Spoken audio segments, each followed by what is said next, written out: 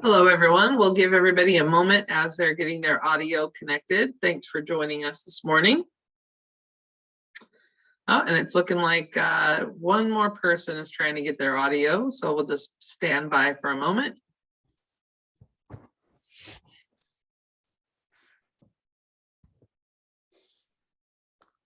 Oh, it looks like, there we almost. There we go. Francie, can you hear us okay? I can, thank you. Yeah, no worries at all. Thank you so much for joining us, and to the whole group for coming along. We had our first, my name is Julie again. Nice to see most of you. I recognize and the names. We had our first follow-up stakeholder meeting yesterday, one today, and we have one more. The intention is it's the same content, but to basically share with all of you the recommendations from the needs assessment and to really rally your feedback, comments, critiques, so that our intention is to basically go to City Council really at the start of the year in Q1. Right now, we're hoping for maybe the February 1 City Council meeting, but it's absolutely critical that we hear all of your feedback today, especially as we go through this presentation, which is quite brief, quite honestly. But you'll hopefully get a really good concept and see some of the opportunities that we're putting there. Zach, before we launch in, did you want to add any words from the city's perspective? Nope. I appreciate your comments about the city council meeting and what our next steps are. And if we want to get it, I see some of the attendees here. If we want to get into some of the specifics, we can today as well, if we have time towards the end. Definitely. And we were quite expeditious yesterday with our time, and the intention too of recording this is that we want to post the information onto the city website. So for anybody who wasn't able to attend, they can also gather the information there. So as I mentioned, we have a very brief slide deck. My intention was to run through the slides, and then we can go back to any of the details, any of the questions, any of the comments that you all have. And again, good, bad, and different, definitely looking for responses and reactions, because again, we want to make sure that we have an adaptive solution as we move forward with Ready. So with that, we're going into that first slide. Thank you, Allison. So I think it's really important that regardless of the actions, regardless of how quickly or whether we're talking long-term, we want to be sure that we have a defined path that we're on. And so this particular project was to evaluate the current operation and really consider best practices as we talk about policies and strategies, and not only for, I'll call it sister cities or peer cities, but also just industry standards.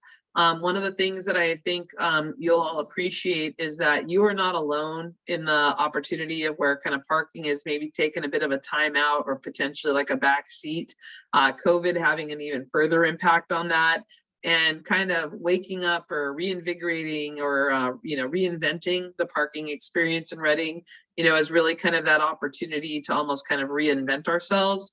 And regardless of what steps are taken, I think it's going to be important to highlight the amount of outreach and education that's going to be essential to be a part of this discussion. And I think that that's one thing as we talk about making sure that parking is easy, convenient, and accessible.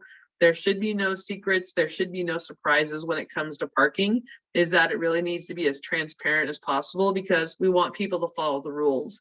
And because of the fact that, some of the feedback that we've heard is that, not enough attention has been paid to parking management, over this last couple of years.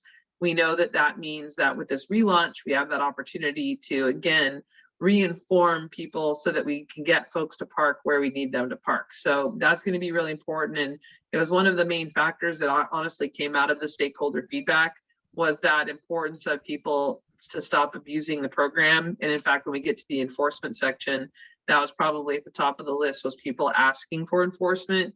And you might be surprised to hear that that's not often the top priority for most folks, but that definitely identifies that there's a need for turnover and compliance. So as we go to the next slide, I'll go ahead and jump into the outcomes of the assessment. So when we talk about assets, technology, and policies, it's important from the last parking strategy plan, the number of parking spaces that the city was identified in the downtown was over 4,600.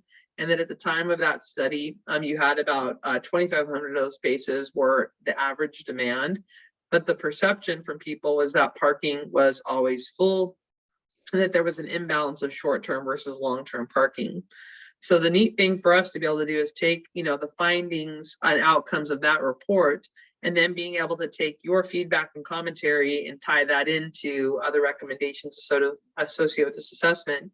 One of the things that was important as you walk around the downtown was to recognize that there are some inconsistencies between time limits and between paid parking locations.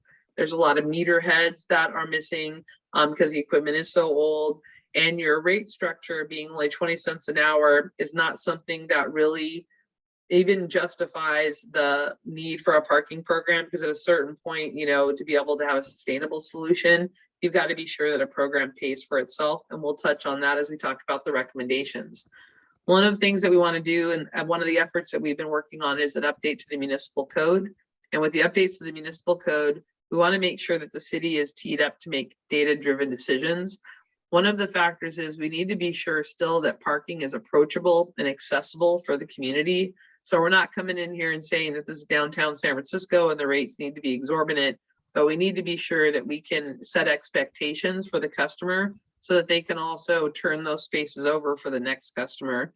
And that's why, very importantly, we know we need to define where the employees should be parking and being identify those particular locations throughout the perimeter of the downtown. And I'll talk about the dash when we get to that particular section, but this will be really important as we talk about kind of the core baseline of the program and making sure that we have that foundation with the municipal codes being updated to support the operation. Next slide. And so this gets into the technology. I kind of already hinted at it, but I don't know if it comes as any surprise. Your meters are really old. And in fact, I've been doing this a really, really long time. They are some of the oldest meters that I've actually ever come across in some cases. And as a result of that, basically, the reason why the meter heads keep disappearing from the poles is because that infrastructure doesn't even exist anymore to even support that infrastructure. So the opportunity to leverage the parking management solution and incorporate pay stations, that's what basically the image that's kind of in the bottom left of the images there. This is an opportunity where the city can actually really press for pay by phone options and leveraging minimized infrastructure, which basically makes sure that our sidewalks still remain open and accessible. And it basically really allows us to streamline and automate the parking management system as much as possible, allowing people to pay by credit card, allowing people to pay by phone. These are all opportunities where we can basically minimize the footprint and streamline infrastructure throughout the downtown core, all while also making it easier for people to pay by incorporating mobile payment to a program like this. And you would end up doing away with those particular single space meters. I got a question yesterday to say, well, why wouldn't we just put those really cool little smart meters like you see in cities like San Francisco or San Diego or many other California municipalities? The fact is your rate structure is so low, even with an increase, the rate structure is still so low that it would be very difficult for the city to honestly break even at that point. You might be surprised to know this, but when you swipe a credit card in those meters, if your hourly rate isn't at a particular level, the city's actually paying credit card transaction fees that in your case could be higher than the actual parking transaction. And so that's why we do think that the opportunity to slight increase to the rates, which we'll get to, but also leveraging the pay station infrastructure and mobile payment will be a way to ensure that we have that consistency and ensure that we have a program that pays for itself. We also know that with the incorporation of an employee parking permit program, we want to be sure that we bring some automation to that solution so that customers, employees can self-manage their parking permit needs. And in this particular case, being able to tie that permit management system into a way so that we can self-manage our own accounts and to be able to leverage license plate recognition technology. This is going to be a real differentiator for the city when we talk about the resources required to seek compliance of the posted policies. But ideally, when we talk about mobile payment, when we talk about pay stations, when we talk about permits, what's going to end up happening is everything's going to become license plate based, where your license plate is basically your parking permit. And that's something that is very consistent with industry standards. And in the case of Reading, you're doing a little bit of leapfrogging from going from your very old parking meters to this particular state. But I can also speak to the fact that COVID helped accelerate some of the infrastructure introductions. And I think, again, from a customer access and ease of use opportunity, you'll still have infrastructure that people can interact with, but you'll also have that bigger portion of people that can utilize their phones. Not everyone has a phone, not everybody has a credit card, but this will provide that balanced and equitable solution that really can work for everybody. The one other thing that I think will really speak to our downtown merchants and restaurateurs is that with the mobile devices, customers can choose to opt in, and you have another messaging platform to promote downtown events, sending out, special programs or parking discounts or whatever the case may be, or like the Christmas tree lighting, event. Being able to send out notices or messaging utilizing that app can be a really neat turn of events to help really promote the downtown and promote that consumership of that customer coming back too. So next slide. And so when we do start to talk about parking management, today, like many cities, parking is shared amongst several departments in the city. And so one of the things that we are suggesting is that you need to have at least that person who becomes the point person and the person who's really accountable for the different roles and responsibilities for parking. It's not to say that everything needs to fall under one lead in the end, but you need to have that coordination so that, the right hand's talking to the left hand and making sure that we're all heading in that same direction and staying on course for those objectives, and making sure that we basically integrate the solutioning so that we can be as cost effective as possible. We're not suggesting at this point that you need to have a parking manager or anything like that. You simply need a person that is, again, keeping track of this process, especially as we start to deploy new technology and things like that. You just got to be somebody who's kind of minding the store to make sure that nothing gets too off track. And then one of the things that's also important when we talk about enforcement and compliance, I mentioned the automated permit system, the opportunity to also automate the citation management system. And this can be an all-in-one turnkey solution, but it basically provides a lot of the customer incentives that really can help change the parking experience in Reading. And by leveraging parking ambassadors, that's what we like to call our parking staff that basically help ensure compliance throughout the downtown consistently. They basically can utilize the tools so that if I were to go and find Allison in violation of the posted time limit or has an expired meter, I would be able to check her license plate and find that this is Allison's first time in the downtown in violation of a rule. And we might end up having a policy that says Allison gets a warning notice on the first time. And that's where that automation basically provides that benefit. But if I find that, well, Allison's actually had 10 of these tickets for the last 10 days, and Allison just doesn't seem to care, ultimately I can write Allison a parking citation too. But that's where, when we talk about parking ambassadors, it really changes the approach and mindset, because it's really about education and outreach. Because truly, we just want that turnover at the curb, and we want people to follow the rules. And if you're staying for the long term, we want you to park in one of the perimeter locations or potentially in the garage.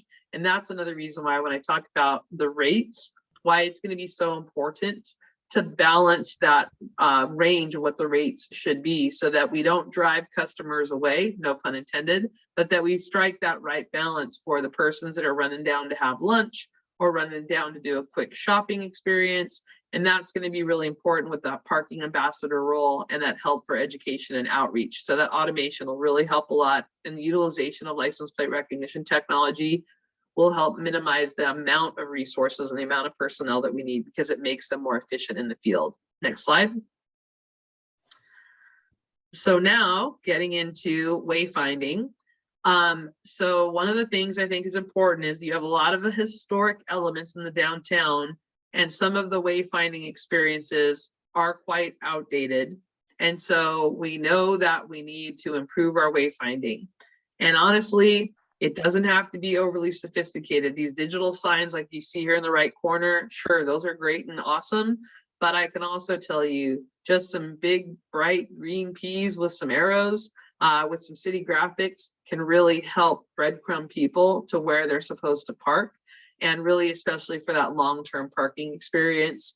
And as we start to talk about ways that we can be more effective in our off-street locations, particularly our parking lots, that's where some of the automation and some of the messaging can come into play. But honestly, kind of being in this refresh opportunity for parking management in Reading, we're talking about some basic solutions here that aren't necessarily going to be overly expensive, just so that we can, again, refresh the experience so people understand and know where they're supposed to park. And that's some of the strategies that we know can help with wayfinding and parking guidance. Next slide. So now, alternative modes of transportation. We can't overlook the bus system in the city and also Dash. One of the things that we think is really important about Dash is that I shared yesterday, many cities would give their left arm for Dash because of the fact that this is just a resource that we can definitely take advantage of. But one of the things that came out of the stakeholder feedback was people don't know where it is. How do I get on it? Is it free? There's not a lot of information that people have captured. And so we think it's going to be really important to increase the awareness of Dash. And that could come as a result of an app, but also it could become a part of a consistent route that Dash runs on, a loop of some form that, you know, kind of like if you think when you go to some of the national parks, you know that the bus is going to come along, you know, on a 10 to 15 minute scale or cycle. And those are the kind of opportunities that we want to have something that's predictable so that, again, people become accustomed to it and that they can rely upon it. And so that's something that we know we want to be able to leverage, especially with the neat tool that we have there.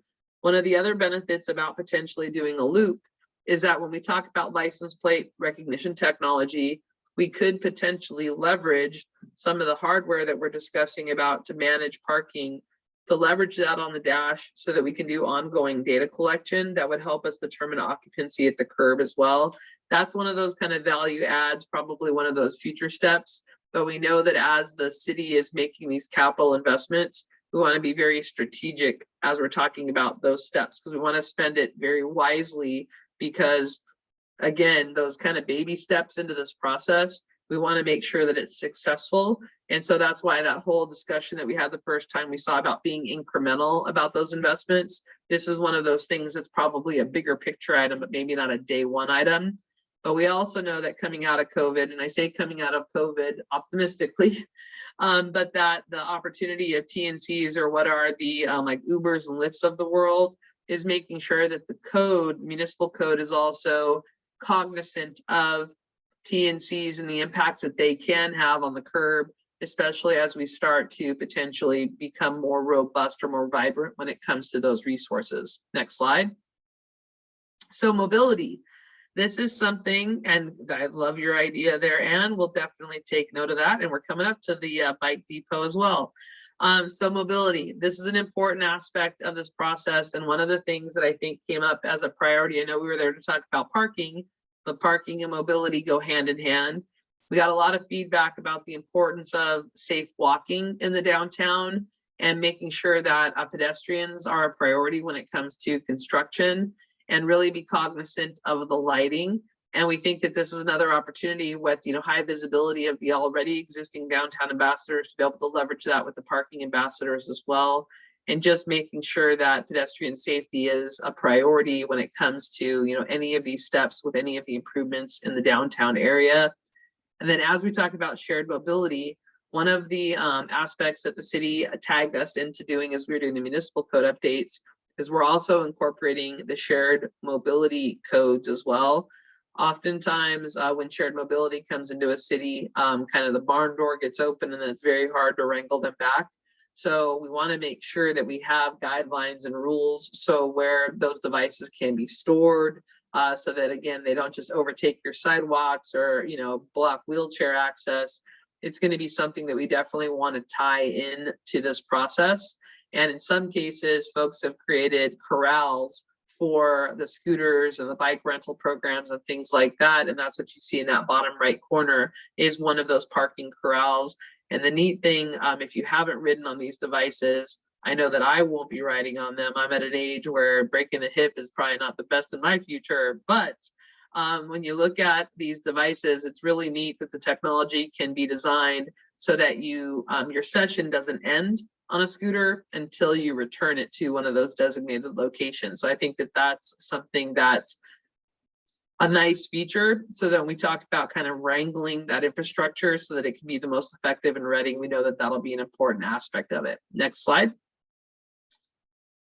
And so bikes, the bike network is developing, which is really exciting. We saw a lot of the trails, and so we definitely incorporated that feedback and heard it loud and clear about just those connectors, and making sure that the bike storage is consistent throughout the downtown. You know, if you are going to ride your bike to work or to the downtown, we want to make sure that people have safe storage locations.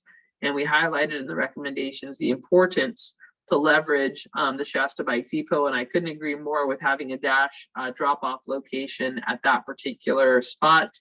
And then when we talk about incorporating bicycle parking standards to the municipal code, and again, being sure that we're working with developers to ensure that there's bicycle accommodations that are easily accessible. We did spend some time in the garage on Market Street and found the bike lockers, but couldn't quite figure out how to store our bike there if we wanted to. So I think that those are neat widgets, but now we need to be sure that we're connecting the dots so that the public can leverage that infrastructure, as well as if you were going to store your bicycle down there, even getting your bicycle down into Market Street is not readily available as well. So those are details that we know in terms of kind of dotting the I's and crossing the T's that we want to make sure are part of that holistic solution. Next slide. And with that, it's brief, but these are the recommendations that we know are on the immediate. And what we'd love to do is hear any of your thoughts or feedback. I've also shared our email address on this slide as well. And I know Zach will readily take any comments or feedback from all of you as well. And would love to hear if there's anything we missed, if there's anything that you think should be more important than the other. It would be great to receive any feedback from each and every one of you. So anyone have any thoughts?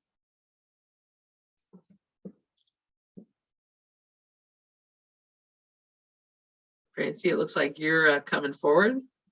Let me see if I can help unmute you. Oh, you got it. Yeah, you got the host might be able to help. Christy or Allison? We're working on it. Oh, there you go, Francie. Can you hear us? I can hear you. Can you hear me? Yes, ma'am. I always have something to say. You know, I'm not sure this is part of this effort, but I'd like to lobby for it. And that is as part of spreading the information about the new parking downtown and the cost and all that. I would hope that somehow we can incorporate in that messaging the fact that the community is paying for parking downtown as part of the equity system, because merchants with big parking lots pay for those parking lots and they pay for the maintenance. And I know there were lots of complaints about, you know, how can you charge, or, you know, and even from businesses that didn't have to build parking lots because they were, you know, in the downtown, you know, whatever we call it, where they weren't required to provide parking. I don't think appreciated always how significant that was. But I think because at least some people really are charged with fairness. I mean, that's something that, you know, fires them up. If we could incorporate that. Yeah, no, great point. And I think that's absolutely worthwhile. And I think that, especially as we talk about it, and I'm calling it the relaunch, because I think it's the best way to describe it. You know, we're going to want to come up with some kind of quippy, fun way of kind of rebranding parking in Reading. And I think that that'll help with the messaging. But I do think that there's an opportunity there, especially when we talk about, while we didn't share any proposed rates yet, because what we're doing right now is we're doing the estimates on like that pay station equipment and basically kind of what the cost would be. But I would anticipate, especially after doing comparable cities analysis, that we're probably in the like 60 to 75 cents an hour range, you know, somewhere right in there. So that way it's still very much accessible equitable, for parking on street to make that fair. And then also with the identified longer term parking locations, especially for our downtown employees and our guests who are going to come for a longer period of time. We're definitely tying that into the bigger picture. And, with the synchronization of the new garage opening, making sure that people also know that that's an option for them as well. So I think that there's a lot of that ties in, but you couldn't be more on point. It's funny you should bring that up. We're actually writing an article for an industry trade magazine on why parking costs money. And because there's a big misnomer and we hear it all the time, like, well, when I go to Target or when I go to Walmart, I don't have to pay for parking, right? And it's free. Yeah, it's free. And you're like, no, it's not really. You just don't understand. You're paying for it in a different way. So I really can appreciate your commentary, and we'll definitely tie that into the messaging as well. Was there anything else that stood out from the presentation, or anything else that you wanted to share any concerns about, or any other things to advocate for? I have thoughts about Dash, because I'm thrilled to have Dash, but I think it was tough to do it well. And I guess as part of that package, I'd lobby that over the long haul, maybe we have, a bunch of good-natured geezers or something as the drivers. I mean, I think the attitude of the drivers goes forever with that. And I'm thrilled the explorers were willing to do that. Yeah. But having people who are trained to be stoic, who are working at being stoic, isn't necessarily the friendliest combination for a ride. And so the impression was not that they were accommodating, or that they were watching to see if you were standing on the corner with your arms full of stuff and needed a lift. And so that's, I mean, gee, we had it. I mean, that's pretty great. I guess. And I wonder, I don't know, I spent a lot of time in San Francisco, and I mean, I'm so thrilled now that you can pay with a credit card or something, because I used to carry medicine bottles full of quarters with me. But I wonder about, because I have thought about that, how much that costs for me to flick my credit card on a parking meter. But if there's a way maybe for locals to buy the equivalent of a Clipper card or something, I don't know if that's even, it'll take us a while to. It's interesting that you bring that up, and thank you, by the way. You're really in it, which I appreciate. So interestingly, like the Clipper card, so what'll end up happening is we would leverage the mobile app for the majority of people, where you could basically set up an account. You could even set up what we call a wallet, where you could preload it so that maybe if you don't have a credit card, you could go into a shop or to the city hall, and basically you could load an account with cash or a check, kind of traditional means. And this is really for a minority of the population, but there's ways to leverage that. It's interesting, the Clipper card, because for those that don't know, Clipper is the universal kind of transit card now for the Bay Area. But if you were to look at the roadmap for the Clipper card, I will tell you that there won't be a Clipper card anymore. Your phone will become your Clipper card, in the coming years. But we'll be at a point where, you won't be sliding your card anymore either, because of the credit card changes, with EMV and things like that, where it'll only be tap to pay. And so these are the things too, that when we talk about these strategic infrastructure investments, where we want to be very wise about those costs, because we also want to make sure that they're future proofed, so that the city doesn't buy something that's basically going to be outdated, and just like, the phone that I bought, 2 months ago now is already, a relic. And we want to make sure that we get the right partner with the city, but also not what I'll call over install, but you got to install just enough so that from the education and outreach benefit, people understand that the rules are on. And that's where the signage and the messaging is going to be so on point. But the part that you mentioned, and what really, I was glad you caught this, when your rates are at where they are today, the fact is that it will cost as much to slide a credit card to charge, I'll even just say 50 cents, as it would be to basically not have credit card payment at all. But we also know if you don't provide a credit card option, the majority of people, that's what they use. So it is really that fine balance of making sure that the city has the right solution in place, And then also finding that rate structure where the city's not losing money every time somebody swipes a credit card, because truthfully, that's what could end up happening. And that's what we've got to try to find that balance. So, and that's that is not a little, it's a lot sensitive, because that's kind of going to be that line. And that's actually what Allison and my colleagues are working on right now, is to identify that, I'm just going to call it the sweet spot, where the city can break even with the credit card transaction fees, the cost of the equipment, and people sliding their credit cards for the transactions. So it seems to me like Chico just increased their rates or put in new meters or something, and I'm not sure I heard right, but $2 an hour or something. they're In San Francisco, it's 4 to 8. Oh yeah, no, when you were talking about I lived in San Francisco for 5 years, and I had that bucket of quarters in my car, and I did go end up get the parking smart card at the time, which those don't really exist anymore. But Chico did, and that's actually when we talk about the comparable cities, looking at Santa Rosa. Napa is currently considering implementing paid parking. And so we've been really looking at those, consistent cities to see what their rate structures are. Davis also has some paid parking in the downtown. And so being able to tie that in will be one of the recommendations too, as we go to council, so that they consider it. But we also have to remember, we were at 20 cents. So we can't take that big of a leap. But and the other thing, people, I mean, I don't think most people even knew what the rate was, because most people didn't put any more in the meter. Yeah. So, I couldn't agree more. I think Chico would be provocative. I think, just given the outrage over Marin being considered Northern California, you might not even mention Napa, maybe. No worries. I mean, those are communist countries. I love it. I think is still, Yeah, I think it's more that the only reason why I would bring them even to the conversation, but words taken, thank you, is only because people are often shocked to learn that Napa doesn't have paid parking yet. And so because they're in this kind of initial configuration stage too, trying to figuring out where's that sweet spot to start. The reason why I really appreciate this conversation too is because we have to pick a place where we can try to ensure we have break-even point. But then we talk about data, because right now we're kind of doing this whole thing. People aren't parking where they're supposed to park yet.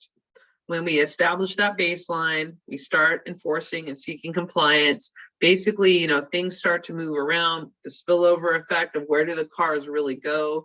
Do employees park where they're supposed to park?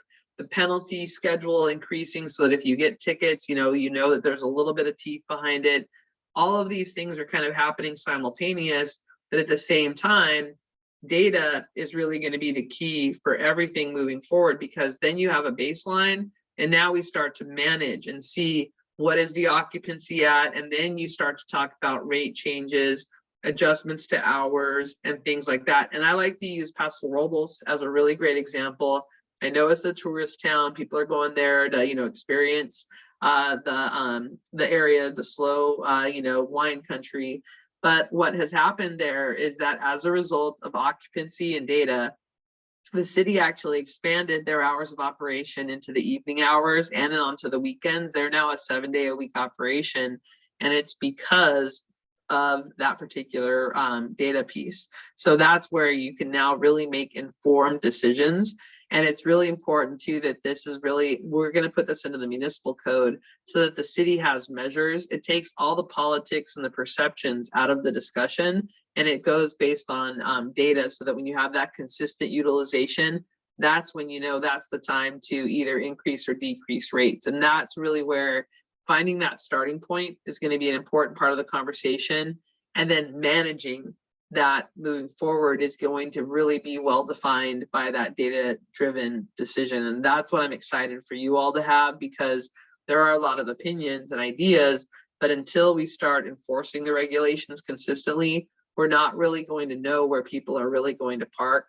And then that is going to be the driver of those next steps. And that's what's going to be an important part as we move into like a parking action plan, the city having that guideline. And that's why that position, that kind of coordinator position, is going to be so important, because somebody has to keep an eye on the ball to make sure that basically the pieces and parts are staying, on track, and that we don't lose sight of that. And that's something that, again, that could that become a full-time gig in Reading? I am optimistic that that will be the case, that it won't be tomorrow and it won't happen, you know, overnight. So I think it's one of those things too, that you will evolve into that role as the courthouse opens, as the new garage opens.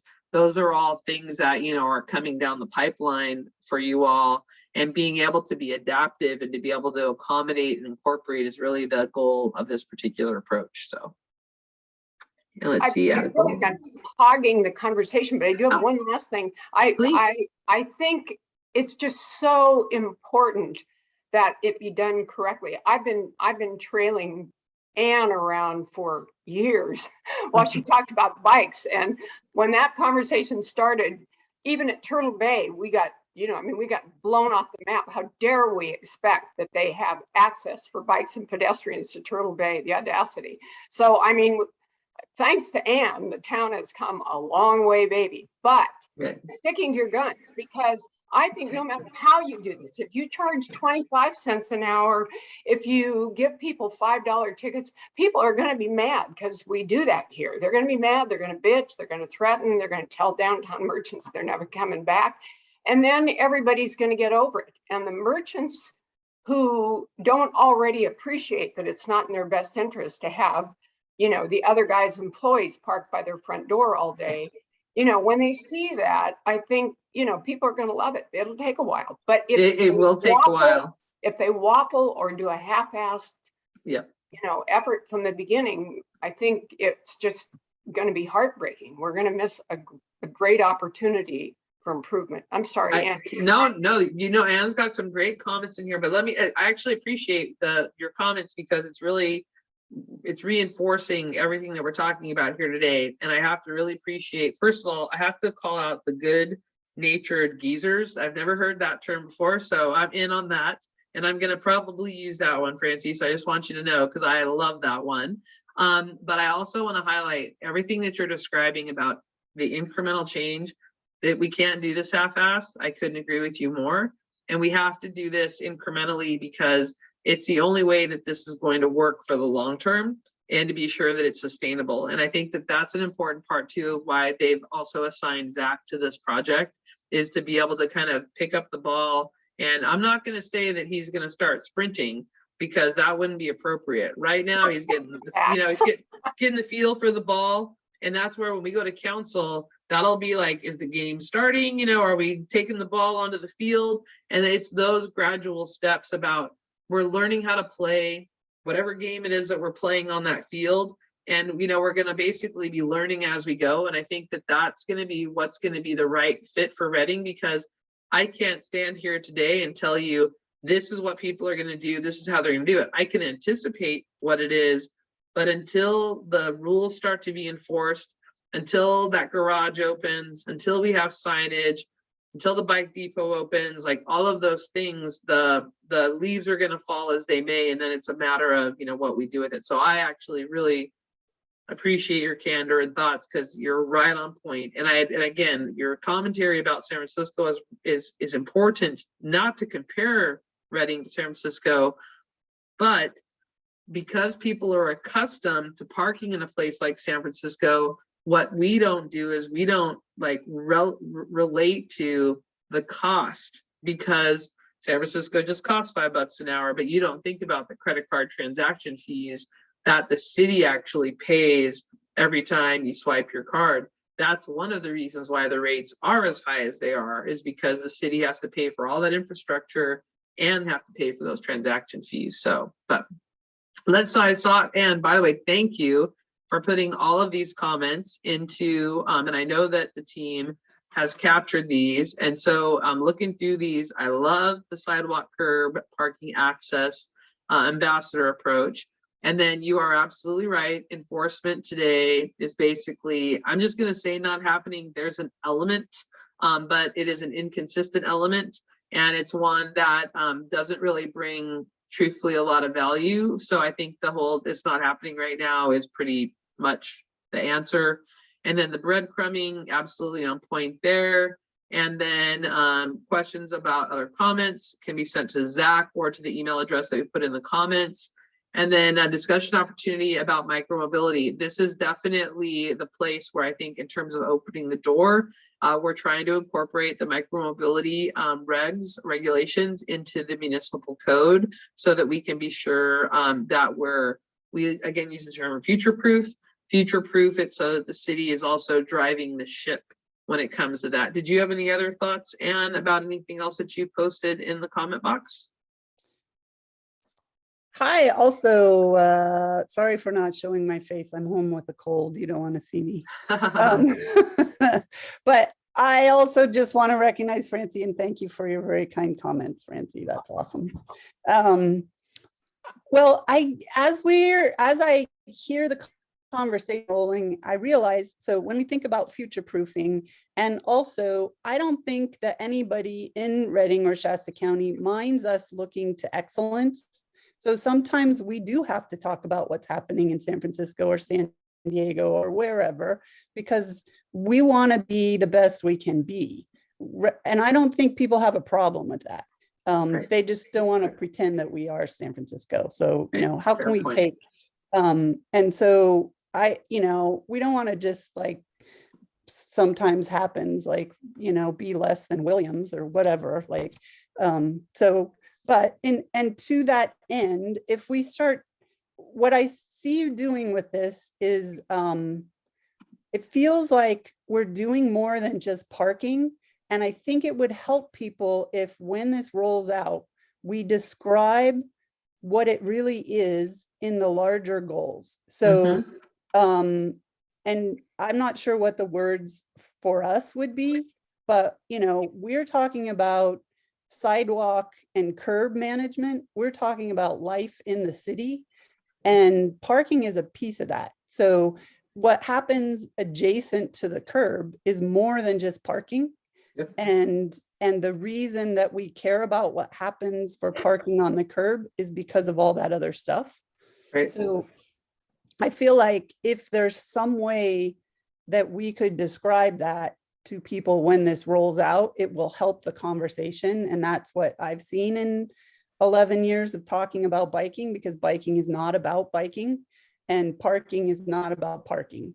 Right. And it'll help people if, the other thing that I was wanting to say was, one of the reasons for doing that is adding it up front into the beginning of the vision, and then continually explaining why it matters to people, which won't be hard for them to understand. So I hear from businesses right now in downtown that are losing their minds because the city offers them, those COVID times, single parking spaces for pickup, and then they don't enforce it.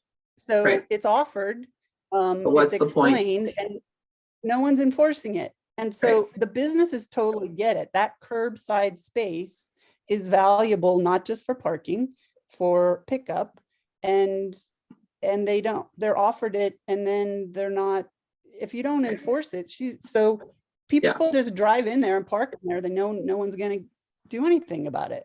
The same thing with the 2-hour parking. Nobody enforces it. So the businesses understand, many business owners, sorry, not businesses, they're people. Anyway, that's just, so between now and then, I don't know if there's anything that could be done, but it's not working out there right now for what ideas, what we already have in place. No, I can attest to just having seen it and having talked to the different, community members as well as staff members.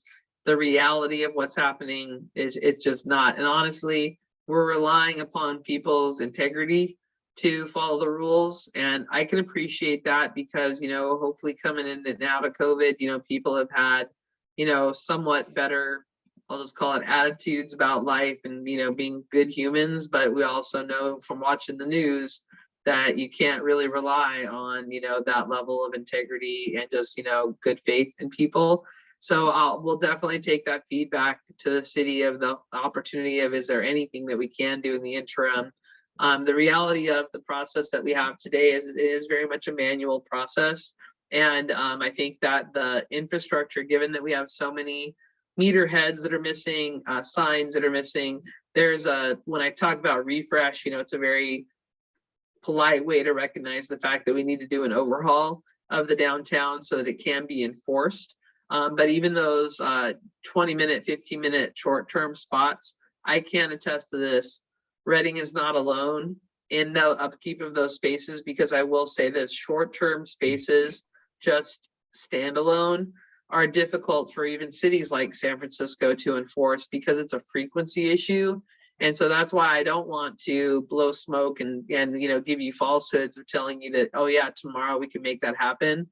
I say that because the reality of managing a requirement like that is actually even more cumbersome than just managing the 2-hour time limits. And so I just want to be realistic. And then also when you talk about peak times when people need those spaces, especially during the lunch hour or the dinner hour, that's oftentimes where those resources are already overtaxed. And so I just want to be a realist here and tell you that I hear you loud and clear, but I don't know that there's an immediate resource to provide that value. But we'll take that commentary back to the city for sure. I actually will say that's one of the dilemmas, and I hope that some of those merchants will be, standing up and backing the city, because there is no, someone has to pay, first of all, for someone to do that enforcement. And of course, right now, the city, I think, is having the same problem everybody else is, just with hiring people, even without the money. But that is part of the argument for meters, is so that people can be there. And also, some of the merchants have been, pretty obnoxious about changing parking and all those things downtown. And they also don't say anything to their customers who park in those places. So I think it's going to take a group effort. The community is going to have to, they like other people to enforce the rules, but that's something maybe we all need to say something about.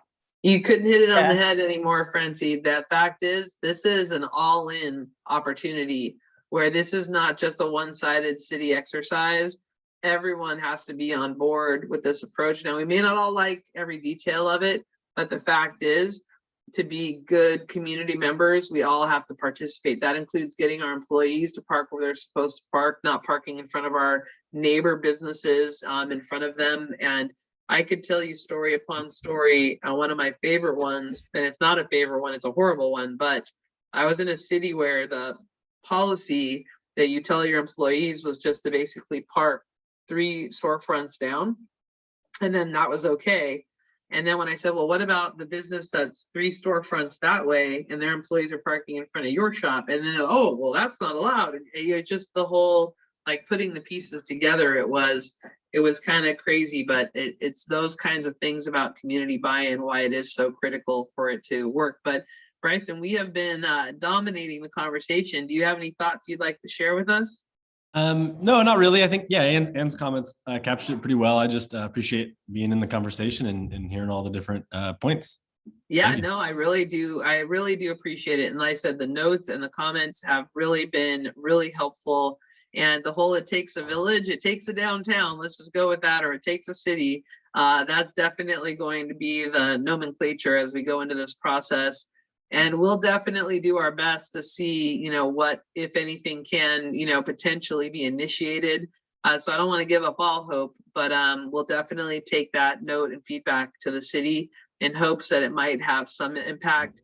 But realistically, knowing the infrastructure requirements that are going to be required and the resource allocations, it's probably not going to make much headway before we get to council there. But hopefully when we take this next stakeholder meeting that we have and get any of that feedback, we'll maybe be able to leverage that. And the neat thing is we've got the assistant city manager, public works director, and Zach are all leading the charge on this. So it's definitely a unified front, and the police department has had an active seat at the table too. So we're going to do everything that we possibly can to be as efficient as we can too. Any other comments or any other thoughts? I would like to be mindful of all of your time. I know it's we're getting into the holiday season now, so I'm sure everybody's got a full calendar. So Julie, my question below about notes was, I don't know if I should talk them to you right now, but I sent a document to Zach. Have you seen that? I think I do recall seeing that. Allison or Christy or Zach, I think that you shared that. It was a bit ago, right, Ann? No, remember- I sent one just like Friday. Oh, let me see then. That one's not ringing a bell. Zach, do you have that particular one? And forgive me if I'm losing track of it. Yeah, no, I haven't forwarded that on to you guys yet. Perfect. Okay, gotcha. So we'll Okay, get a but copy of that for sure. Okay, so I don't need to talk it through. If you have questions, you can reach out to us. We will definitely take advantage of that. And thank you for sending in a communication. We always appreciate that attention to detail and being able to go through that. So we'll work through it with Zach, and then we'll follow up with you if there's any other questions or comments, if that's okay. Yep. Great. Okay, then. Well, Zach, any other closing words or anything else you want to add for this morning's conversation?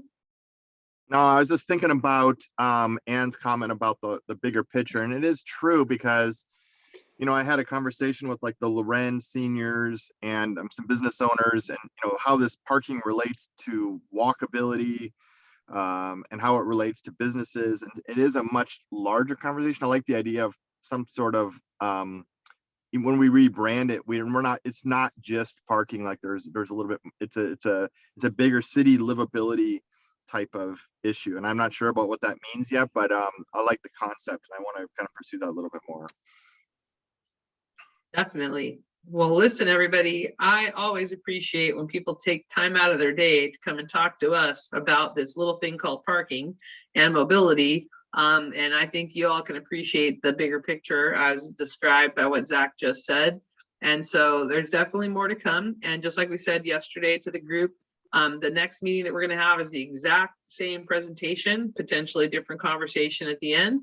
You're welcome to attend, no bonus points or anything like that, no punch card to get a free coffee or anything, but you're welcome to attend and participate, but not a requirement. And we are recording these sessions so that we can also put them up on the website so those that weren't able to participate can get that information. And again, more to come, and I'll just wish you all a happy holidays in case we don't see you before that time. And looking forward to new great things to come in 2022, and moving that ball forward and scoring whatever goal or whatever home run, whatever ball or game we're playing. We're definitely going to go for that and go for the win. So we appreciate your time, and everybody have a good rest of your day. Okay. Thank you. Thank you. Bye-bye.